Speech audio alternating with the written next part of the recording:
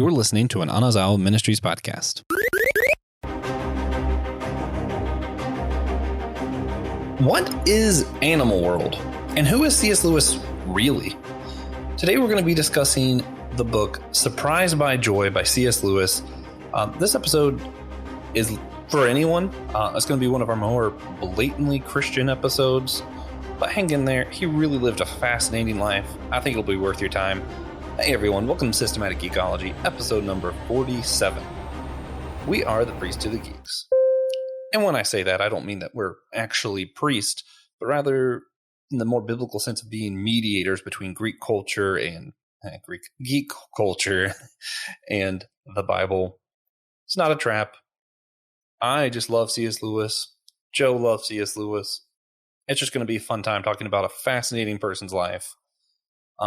But before we jump in, guys, make sure you're on our Facebook group, our Instagram, all of that stuff, so you can see what we're doing. We have a really fun community over on Facebook. It's the Facebook group is Priest to the Geeks, and everybody just shares different posts, and we have a blast over there.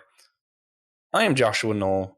I am a fourth-year biblical studies student, and I recently got a new phone case that's all Kingdom Hearts themed, getting ready for that 20th anniversary coming up. Super excited for all the announcements that will be coming. We might do an emergency pod, depending on what they say. We'll see. I am Joe. I am a marketer, broadcaster, and I recently have been going back through all of the 80s to 2000s versions of the different Teenage Mutant Ninja Turtle cartoons. Ah, wow. Fascinating times. They definitely had a sweet spot, and I don't think that it's the more recent cartoons. Oh, that's the last good one was the early 2000s one. Yeah, was it? Yeah. I'm just going to agree and move on to C.S. Lewis, because that is today's subject. We're going to be talking about C.S. Lewis's book, Surprised by Joy. For those who don't know, it's not technically an autobiography. He says in the beginning, hey, this might read like that, but really it's a testimony. And the way he explained it is the beginning, he kind of details his life, and then he just covers the main points of his salvation story, as opposed to every aspect of his life. Which, hey, take it for what it will. He lived a fascinating life. The reason we're doing this is, A, to give you some context for the Narnia series we've been doing, talking about those books, so you guys can kind of see who wrote it, what inspired some of what he did there, and also because we're stalling so that we can do Lion the Witch in the Wardrobe for Easter, because that's super important to us. It's also important that we be honest with you guys. But that being said, I do think this book does a lot of good in helping you understand who is it who wrote Narnia, what was he thinking, and how these kind of allegories you see in those books played out throughout his life and the significance in there. Like I said, this is a testimony, autobiography kind of thing, so we're not going to summarize all of Lewis's life for you guys. I'd rather take the time to just talk about what impacted us the most personally. So, Joe, what stood out to you most in this book? So the thing that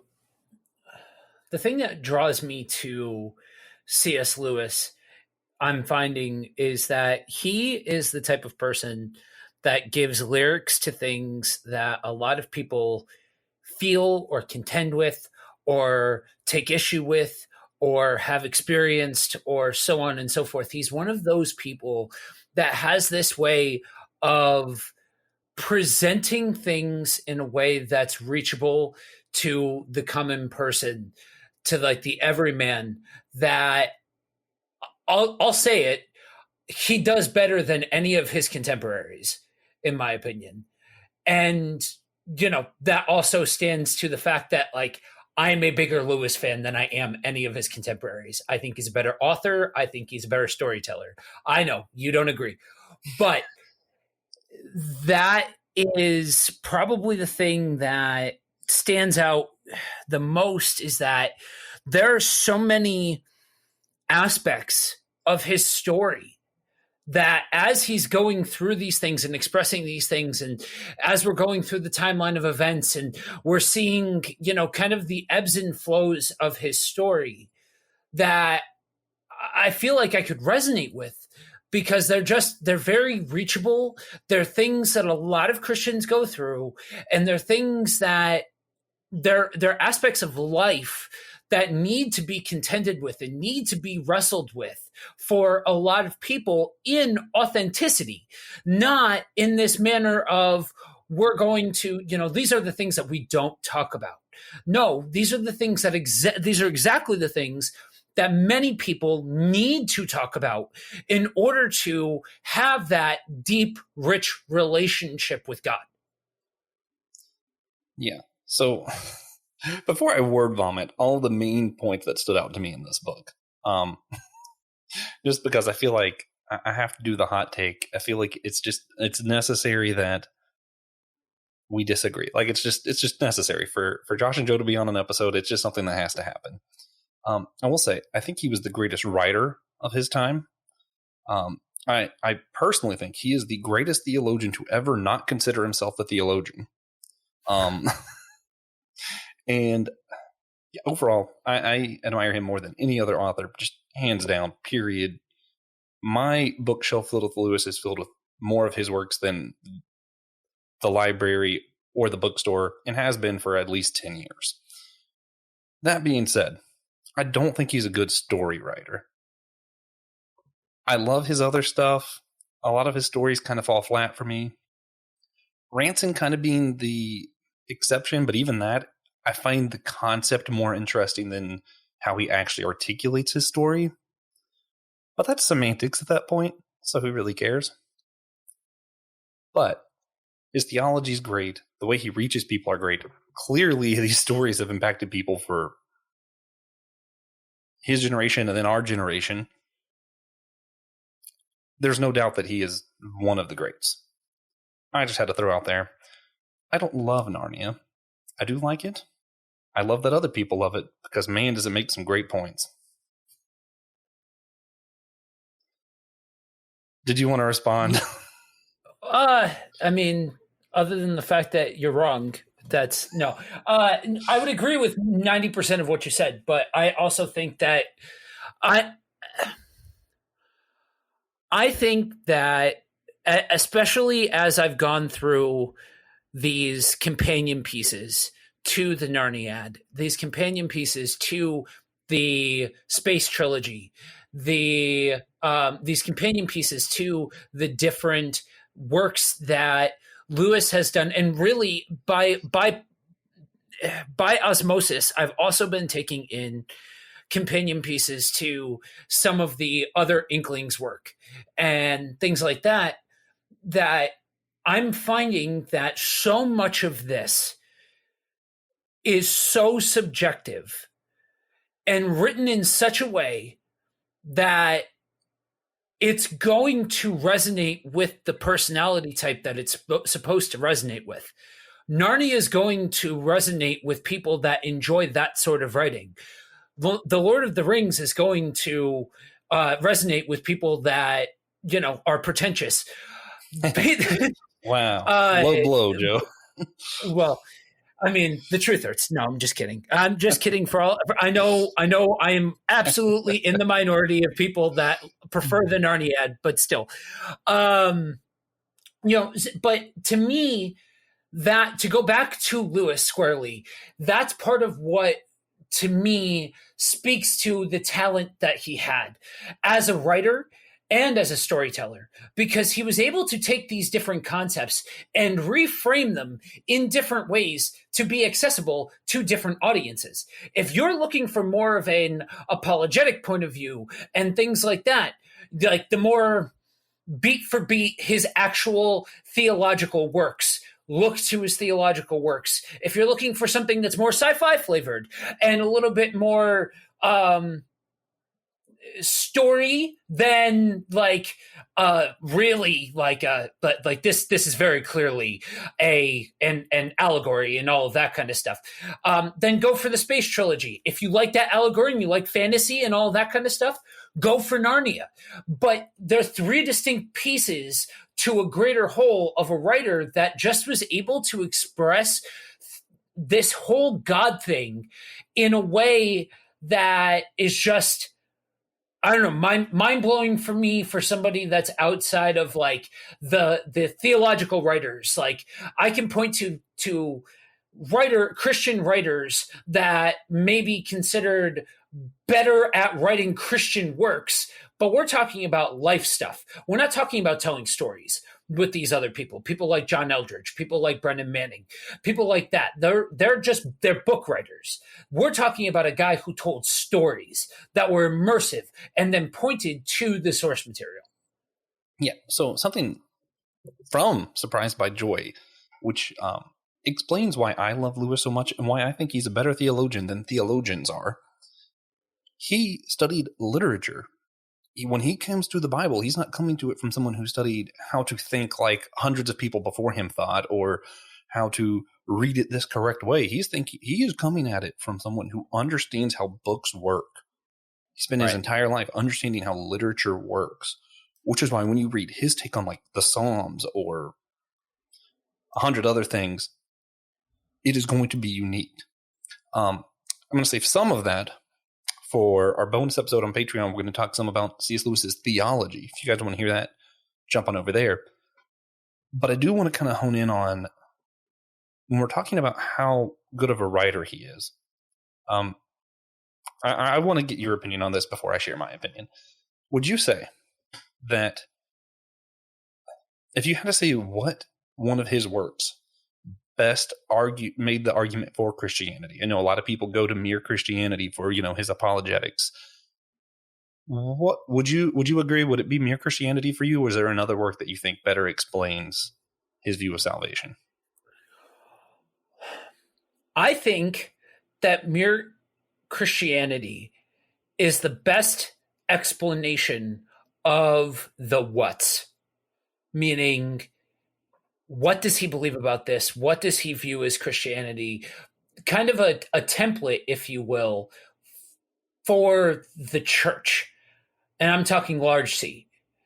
That, to me, doesn't read as testimonial. That's more of an instruction guide. Don't get me wrong. I'm not trying to diminish Mere Christianity. I think it's a great book. But to me, that's more of a message to the people that are already a part of the system, rather than anybody outside of the system. To me, something like Surprised by Joy does a better job of showcasing how one goes from unbelieving to believing, or skeptical to sold out, or, those kinds of things. Yeah, what I'll say, and again, some of this we'll say for the other episode, but Mere Christianity is a great explanation for why he believes Christianity is the best answer. If your reason for not being a Christian is because you can't logically get to it, by all means, Mere Christianity might be the best witnessing tool there is, period. But I don't think that's most people's reason for not being Christian. Right. I'll say, I think Mere Christianity is a solid 2 + 2 = 4. And if you just want to know how to get to 4, hey, great stuff. If you're looking for how someone experiences their faith, I think this is a much better witnessing tool. And of course, I have to say, the one that to me speaks most about what Christianity is actually The Four Loves by C.S. Lewis. Yeah, I would say later. I would say that that's probably one of the better of his books. But staying on topic, I would agree that,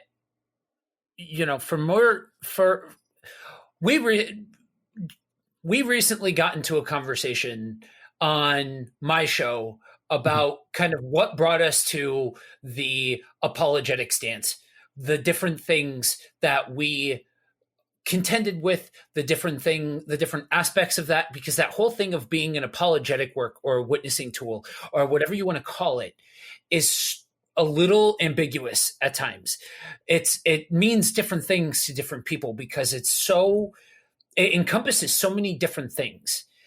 I would agree with you that by and large, most people don't approach God from a logic standpoint. They approach God from an emotionalism standpoint. And I'm not saying one is better than the other. I'm just saying that this is all in how you wrestle and reconcile with this whole God thing.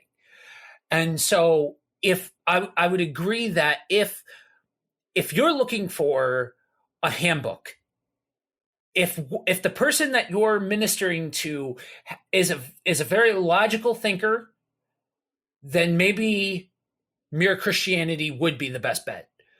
To me, this hits on more things that are aspects of the everyday life and the muck and mire of life that is more translatable to more people.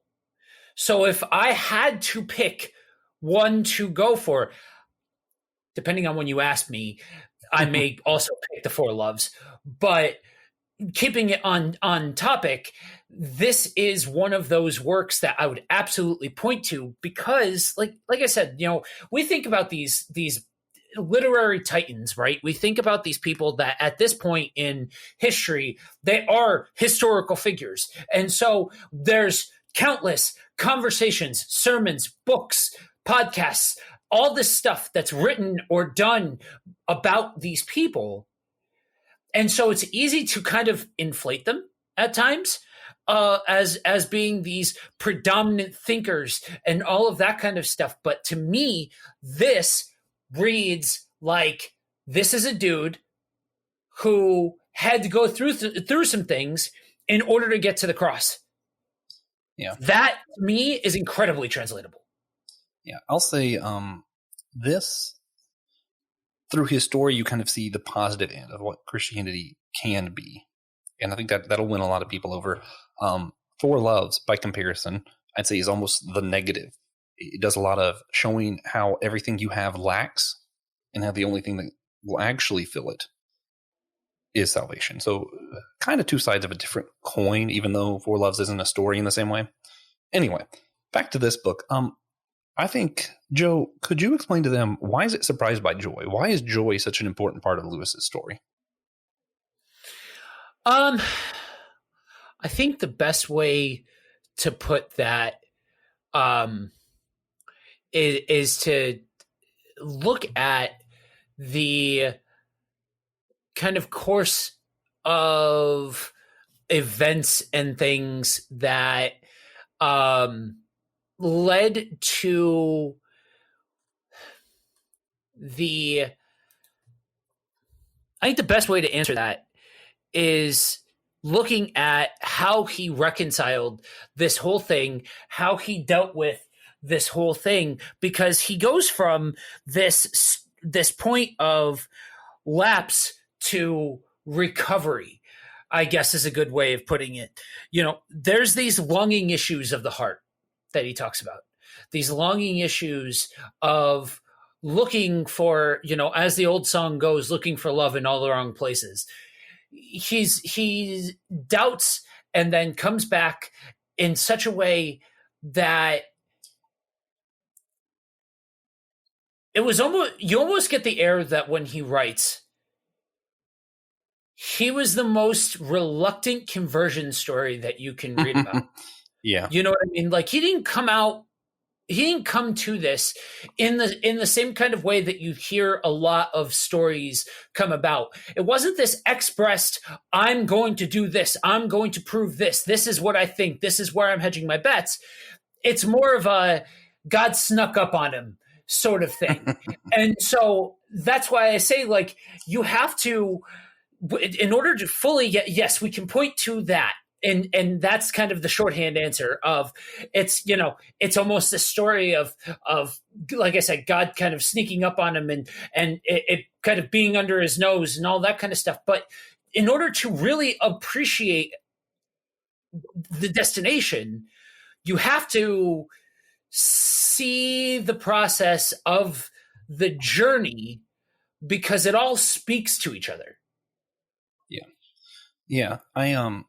So early in the book, you go through his family. He has the loss early on. he ends up moving to this big empty house, which was some of the inspiration for the kids' home in The Lion, the Witch, and the Wardrobe, where they find that empty wardrobe and all that. And it's just so interesting. There's all these dark moments. Christianity was there, but it wasn't like important to him or their family, really. It was just there. I think that kind of resonates with some people. And what was fun is that, not fun, what was interesting is even in these dark moments and stuff, he'd have something like Animal World. It was just this place that lived rent-free in his head, where his imagination just created this whole world where animals talked and all this stuff. And it would entice in him something that he called joy that was different from happiness to him, where it was like almost a sense of fulfillment that left him longing more. Right. And which, ironically, he says Animal World had nothing to do with Narnia and just did not inspire it at all. It was in the book, and I was like, there's just no way that it didn't inspire it at all. It had to at least have some inspiration. Like, it had to. Right. Anyway, he goes through, he's in World War II, and his college story gets really dark, where the stuff that happens there, we probably couldn't mention on this podcast without getting explicit thrown on it. Well, so I want to stop there for just a quick second. Please because do. This played a part in kind of the overall nigh distrust that he expresses, because you got to remember, in this book, we're only talking about the last 2 chapters, if I'm correct, that actually talk about his jump from atheism to theism. Yeah. It's not like this whole thing is about it's not the whole thing isn't a Christian love story. It's a real take of a guy's life. And so the school that we're talking about, the guy that was the head of this school was actually, not long after Lewis left the school, was committed. He was legitimately insane and found to be nuts. And what just, I guess a good catch-all phrase to throw on it is torture. Like, just absolute torture of these students, purposeful bullying, all kinds of stuff. And trust me, guys, I'm only using that one because that's about the only one that I could think of that doesn't make this a much different podcast. Yeah. And that's, when he was, I guess, in boarding school. Then in college, even, it gets, I'm trying to think of a word that I can use for this. Some of the stuff that happens is just downright disturbing and inappropriate that happens at that school. And it ends up, in order to get a lot of the jobs and stuff where he lived, there's people being part of these fraternities and different stuff and committing acts that he just couldn't do. Even as a non-Christian, he just could not bring himself to do. And it was so fascinating how he lived in doubt. He lived in darkness. And yet there kept being those moments where he was like, he felt that little spark of joy just for a moment that let him know there was something more. But he didn't draw on that. He drawed on the darkness. He drawed on the doubt throughout this book. And what was really interesting to me, and this could be, a lot of times we like to read ourselves into the story, is part of his failings in college was more to do with he couldn't study the way that other people did. Like, he just wasn't able to pay attention in that way, which, for me went, hey, I wonder if Lewis could have been ADHD or some kind of part of the mental health, anxiety or something, if he was part of the mental health community, because, at that point we didn't have a lot of the language for those things. Right. But he ended up, which I thought was a great idea, he ended up in a school where basically it was a one-on-one kind of tutoring where he learned that way. Eventually, if I'm correct, it's Oxford he ends up being a professor at. Yes. Is that where he meets Tolkien? Does he meet Tolkien at Oxford? Yes. Yeah, that's where the thing started. Yeah. And basically, Tolkien's the one who eventually wins him over. Joe, did you want to talk to him about that, or I don't want to just tell him the story? Well, it's... We can read it. Yeah, no, I mean, it's interesting when you look at the way that he interacted with his contemporaries, especially the Inklings. He and Tolkien I almost get the vibe from them like it's brothers, right? Like sibling rivalry sort of thing. Like, I can bust your chops, but woe betide anybody else that busts your chops, sort of thing. Like that's the kind of the relationship that I get from them. But you watch these two push each other in such a way that you don't it's almost like they were responsible for a lot of the things that we now as nerds and we now as fans appreciate about about some of the seminal works from these people. Yeah, for sure. And it's just we didn't even mention half of the stuff in this book. I mean, like I guess I did. I mentioned he was in the war. We didn't really talk about it. Some of his stuff were in the city that got dark. I mean, it's truly phenomenal how a book called Surprised by Joy has been so much of the story describing just pure darkness that he lived in. Right. There's a quote that I want to read that I think does a very good job of giving a thesis statement to how he viewed this whole joy thing and what he means by joy. Joy is distinct not only from pleasure in general, but even from aesthetic pleasure. It must have the stab, the pang, the inconsolable longing. There are these signposts that he talks about. He realizes that joy is kind of like this signpost to those that are lost, pointing the way, and that its appearance is not as important when we have found the road and are passing signposts every few miles. Yeah. That's part of why we talk about when we're talking about this. No, we're not talking about a super happy journey. We're talking about in the midst of darkness, you can find the hints of light. It's a lot easier to find those hints of light. Yeah. And I like the signpostage imagery, right? When you're not necessarily going on the right path, that does not mean there will not be these moments of joy. In fact, there will be signs that say, hey, go this way. Right. And then when you go that way, it's almost like going to Disney World. You're going to see more and more signs the closer you get of, hey, Disney. And I think that's a really good description. Before we get to our theological themes and kind of wrap up and stuff, I did want to ask it, kind of bring it back to Nerd World. Joe, do you think we can see this theme of joy in his writings for Narnia? How does this story inform the books? Yeah, I think that is exactly the case. I think that one of the things that I personally enjoy about Narnia is, aside from just the way that he presents the divine, right?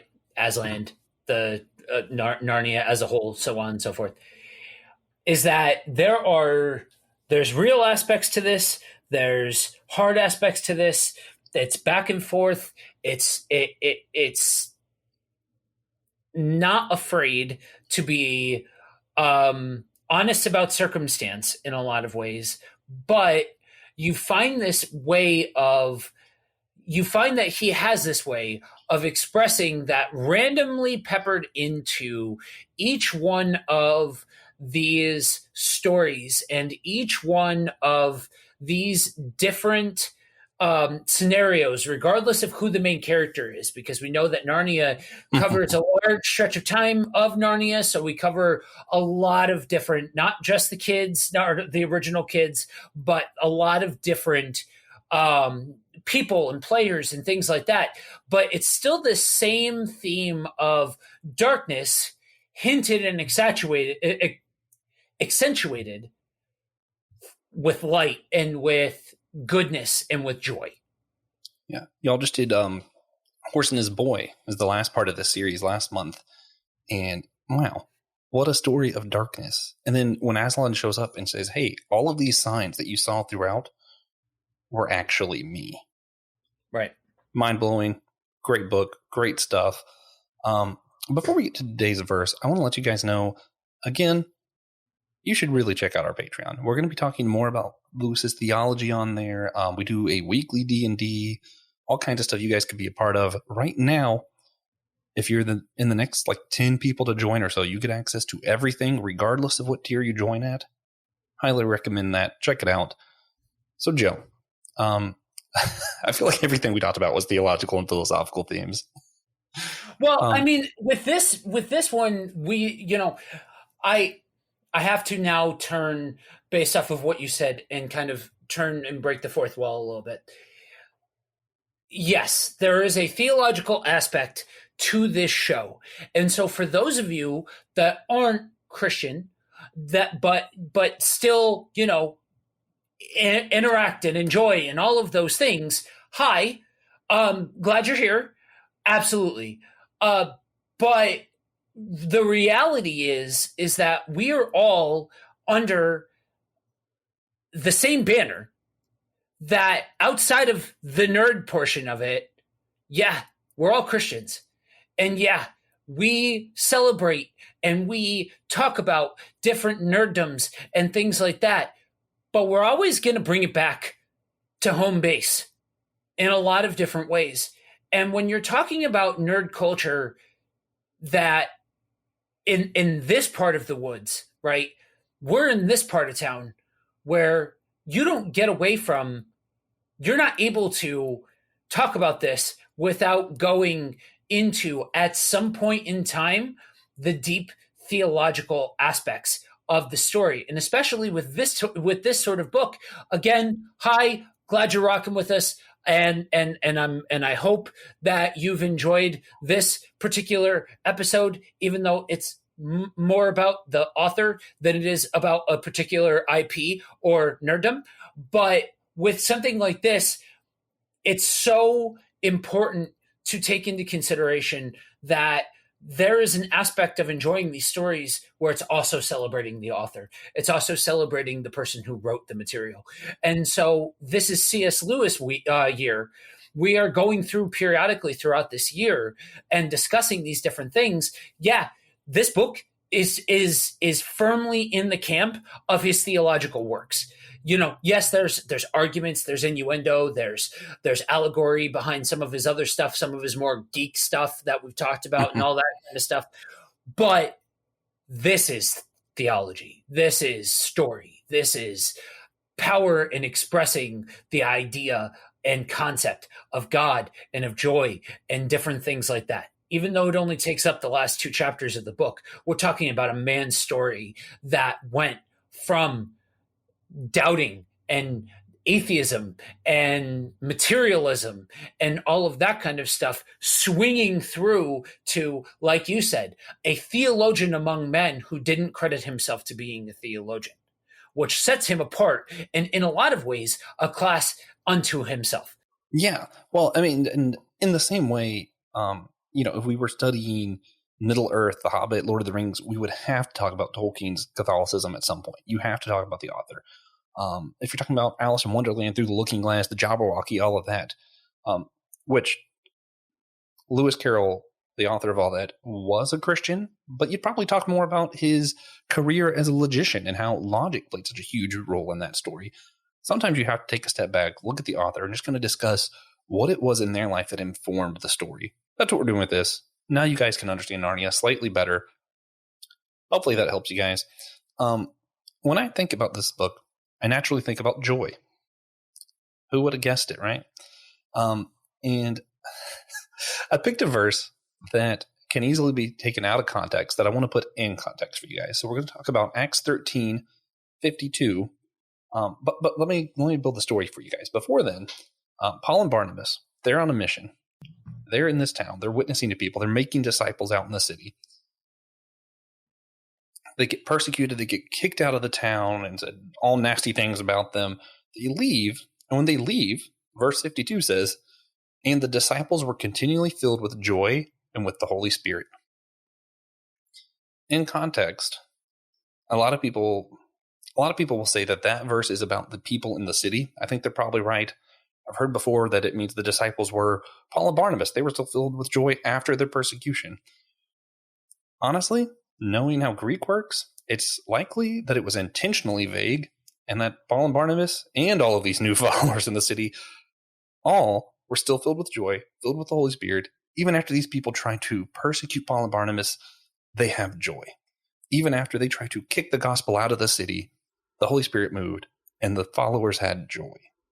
And I think joy is inseparable from the Christian walk. And that's something that we learned through Lewis's story. It's something we learned through the book of Acts. And I just don't think there is a more important lesson you can take away from this.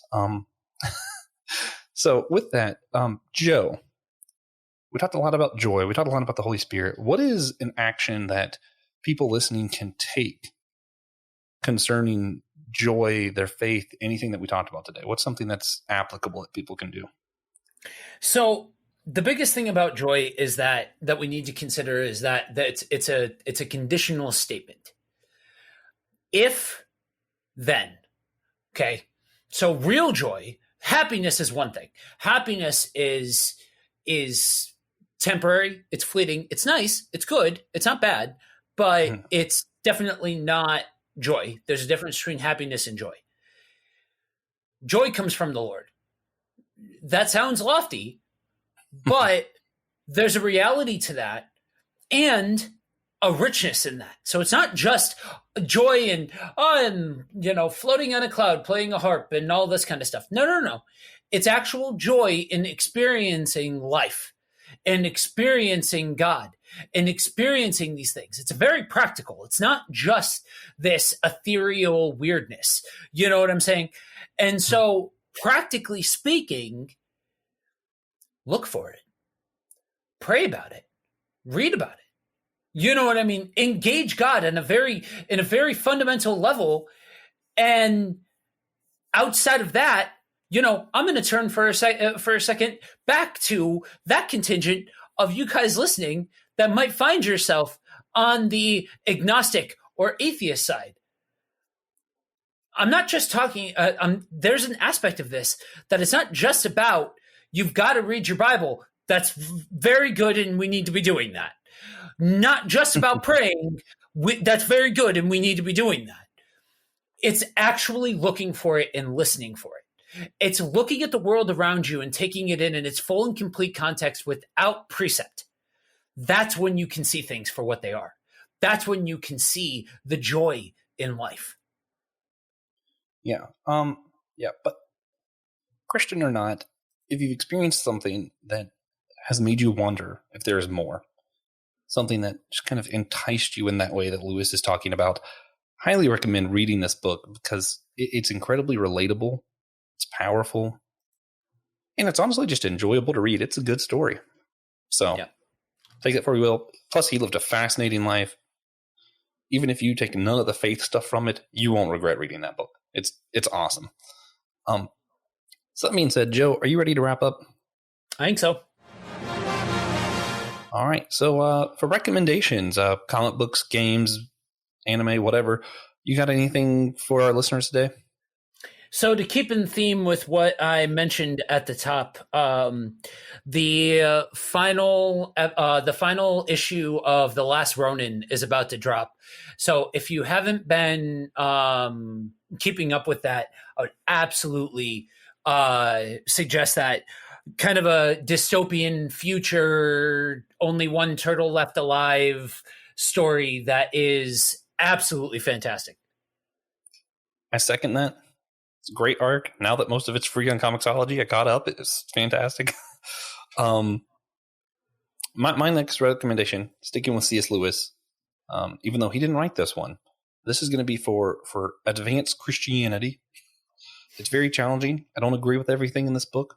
Take it with a grain of salt. But if you just want to read something that's challenging, that's based off of something C.S. Lewis wrote, there's a book called Operation Screwtape. And it's set after the book Screwtape Letters, and it's sort of a war style. How are we waging war on kind of a big picture against, faith and not faith, demons, angels, all that stuff. It's a great book. I would recommend it. Very theological. It's not very fantasy, so don't expect it to be describing a war between angels and demons. Worth your time if you're just interested in that kind of challenging theology. that being said, again, I am Joshua Knoll, and if you, wherever you're listening now, search the Whole Church Podcast, you'll find it. And I am also a co-host on that show. You can go to our website, systematicgeekology.org, hit host. You can find me and Joe there and find some other stuff that we do. Joe, where else can they find you? So you can find me anywhere that you find podcasts / on Facebook at either Buddy Walk with Jesus or Kingdom on the Road. Those are two of the shows that I am a host of.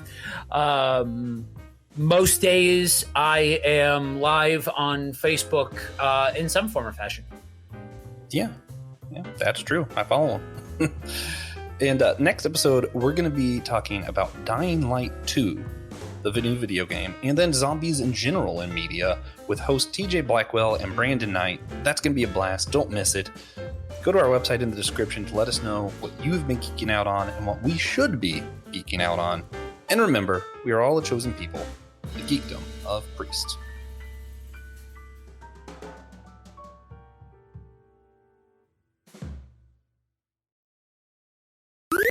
This was an Anazao Ministries podcast. If you enjoyed this show and would like to learn more about our network, be sure to check out the Anazao Ministries Podcast Network.